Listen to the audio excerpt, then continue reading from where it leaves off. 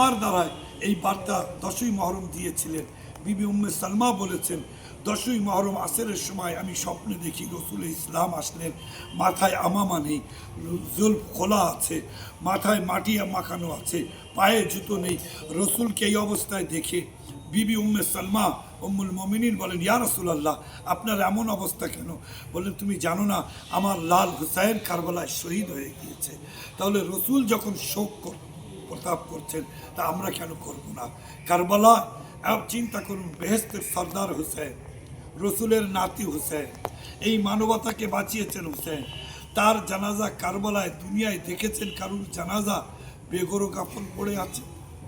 তার পরিবারে তার 4 বছরের মেয়ে, তার বোন জাইনাব, তার ছেলে জাইনুল আবেদিন 25 বছর বয়সে, তাদেরকে জানাজা দাফন করতে দেওয়া হয়নি, বলকে তাদের জানাজার উপরে 40টি ঘোড়া দিয়ে পদপিষ্ট করা হয়েছে। বলুন, কান্না উচিত কি উচিত না? দুঃখ প্রকাশ করা উচিত কি উচিত না? যার জন্য রসুল কেঁদেছেন, উম্মতিদের কানা উচিত। আর যদি কারোর অন্তরে, মানুষের অন্তর থাকে, দিল থাকে, সাহেবে আওলাদ হয়, তাহলে কারবালার এই মর্মান্তিক ঘটনা শুনে তাদের মন কাঁদবে।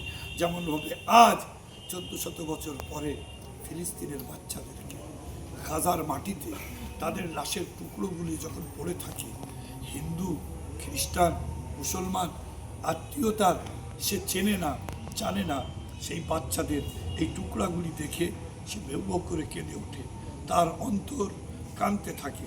তাহলে বেহেশতের সর্দার রসুলের নাতি নির্মমভাবে তাকে শহীদ করা হলো। উম্মতে মুসলিমাকে, সমস্ত জগতের মানুষকে কাঁদা উচিত। হুসেন নিজের জন্য কোরবানি দেননি, হুসেন ইসলাম ও মানবতাকে বাঁচাবার জন্য কোরবানি